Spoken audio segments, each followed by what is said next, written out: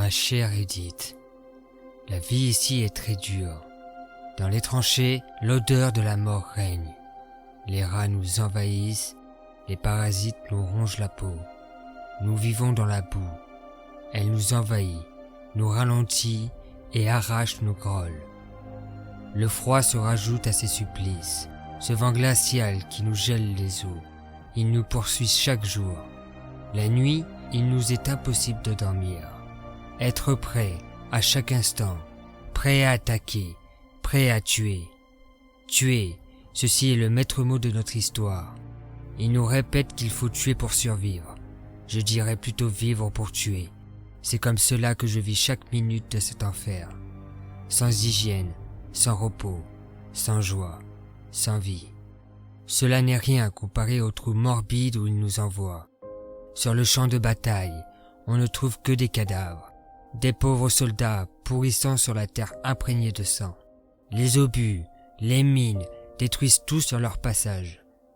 Arbres, maisons et le peu de végétation qu'il reste. Tout est en ruine.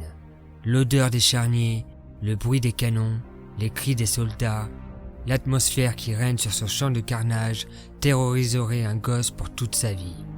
Elle nous terrorise déjà. Lundi, je suis monté au front. Ils m'ont touché à la jambe. Je t'écris cette lettre alors que je devrais être aux côtés des autres, à me battre pour ma patrie.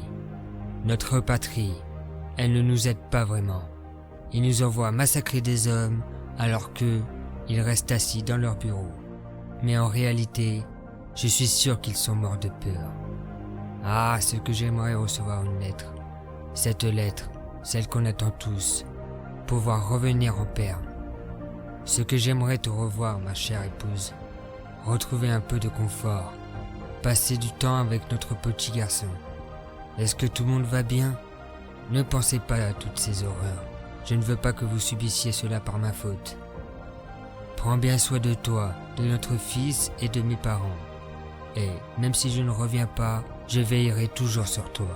Je pense à vous tous les jours. Et la seule force qui me permet encore de survivre, c'est de savoir que j'ai une famille qui m'attend à la maison. J'espère être à vos côtés très prochainement. À bientôt, ma belle Edith. Je t'aime. Pierre. Ma bien-aimée, je n'ai pas eu beaucoup d'occasions pour vous écrire depuis mon retour sur le front. Mais si je vous écris en ce jour, c'est pour vous expliquer la dureté et la violence de cette guerre. La bataille de Verdun est la pire que j'ai connue. Non seulement physiquement, car nous sommes restés 8 jours sans dormir, mais aussi mentalement. La puanteur des cadavres est devenue insupportable, et je ne souhaite à personne de voir ce que j'ai pu voir. Nos amis, nos pères, nos frères, ils sont morts sous nos yeux, et il n'y a pas de mots pour décrire cela. Les maisons, les écoles, les églises, il ne reste plus rien. Tout a été ravagé, saccagé par les marmites. Les arbres aussi sont maintenant inexistants. Il n'y a en fait plus aucune vie à cet endroit, car tuer des êtres humains, ce n'est pas une vie. S'ajoutant à cela la boue, le froid, la pluie et malheureusement nos compagnons allongés sur le sol. Il devient impossible de marcher dans notre nouvelle et peut-être dernière demeure. Il faut lutter pour survivre. Prier pour que les rats ne mangent pas le peu de pain que l'on peut avoir, que les poux n'envahissent pas notre corps, ou encore que la boue ne s'incruste pas dans le petit bol de soupe que l'on peut avoir. Le plus dur à supporter, je pense, est le froid. Le manque de chaleur est irremplaçable. Les couvertures que l'on peut nous donner sont grignotées par les rats. L'hygiène aussi est déplorable.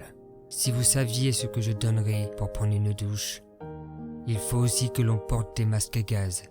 J'ai entendu dire que les civils aussi en portaient. Cela est préférable.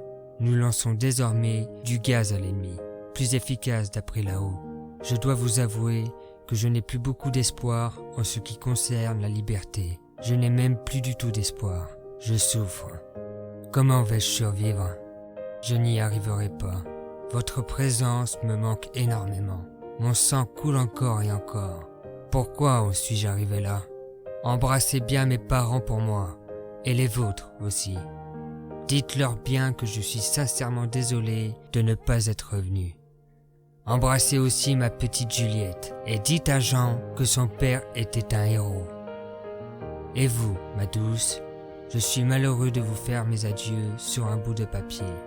Restez forte, ne m'oubliez pas, votre amour qui pense à vous et qui vous aime de tout son cœur. Pierre.